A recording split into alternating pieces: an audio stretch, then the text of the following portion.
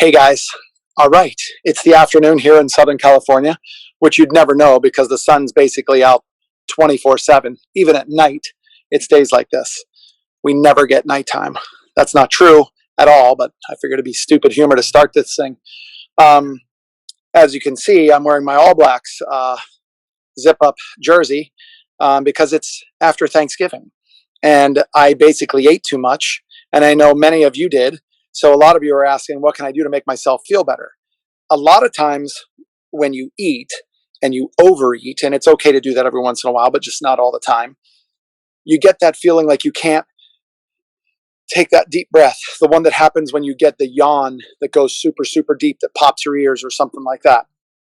One of the ways that you can get that to happen is by looking at this point to this point on your back.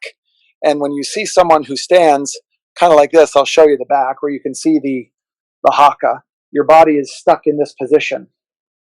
And when your body gets stuck in that rounded over shoulder blade, upper back, thoracic spine increase in flexion, then when you overeat, your diaphragm can't move. Remember, it's that umbrella that's supposed to be coming this way. And then it's that, I got to lift up to try to make room for that. And that's that north-south breathing that we're not huge fans of. So let me get out of my All Blacks jersey and into my United States rugby jersey. Hello. One of the greatest sports known to man. You know, my kid plays D1 soccer, and I told him if he did one semester of rugby, he'd actually man up a little bit. So I'm going to set this camera up. And as you can see, you have to have a strong sock game. So today we're going with Sour Patch Kids.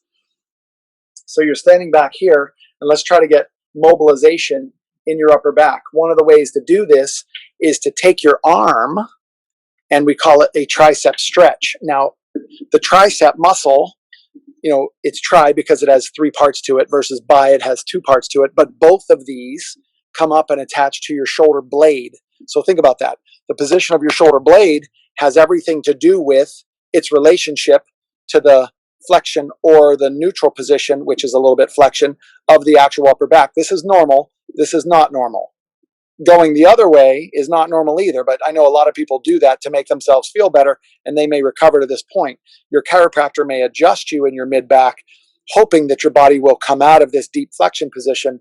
You need to do your job by getting the exercises from Agoscu done on a daily basis to allow them to be able to take you to your next level. So here's what I'd recommend. Relax your shoulders, take your arm, grab your elbow. Now remember, this is all with your feet, fist width apart, and 5 degrees turned in. Grab your elbow and put your thumb on the forearm bone just like this. Turn your palm like this. Take it straight up over your head. So watch this. Take your arm straight up over your head. So it's reaching down your back. And put downward pressure, push into the forearm as you're pulling this up and overhead. So I'm taking it up over my head, and then I'm going to push here straight down. Look straight ahead, and you're going to feel a pull, or what you would think is a stretch on your tricep. Now, you don't really stretch muscles, but we won't go into the science or the physiology of that. Think of it as contract or release. So what this is going to do, it's going to affect the muscle. I don't care whether it contracts or releases. What I do expect it to create is a movement of your shoulder blade. And that movement of your shoulder blade then affects the muscles that are attached to the spine. So you're actually taking yourself out of thoracic flexion, moving yourself to extension, and you're using the length tension relationship in your tricep to create that. All done with your feet straight, which then helps wake up your hip. So remember this. Happy Thanksgiving. It's okay to overeat. You know, you'll finish lunch around 12 or 1, and then, you know, somebody will have the table set around 3 or 4 again.